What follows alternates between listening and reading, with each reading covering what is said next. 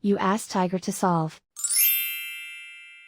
This deals with linear equations with one unknown. The final result is x equals 7. Let's solve it step by step. Simplify the expression. Expand the parentheses. Simplify the arithmetic. Group all constants on the right side of the equation. Add 30 to both sides. Simplify the arithmetic.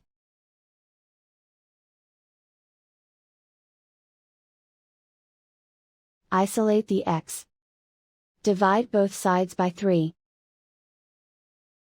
Simplify the fraction. Find the greatest common factor of the numerator and denominator. Factor out and cancel the greatest common factor. And so the final result is x equals 7.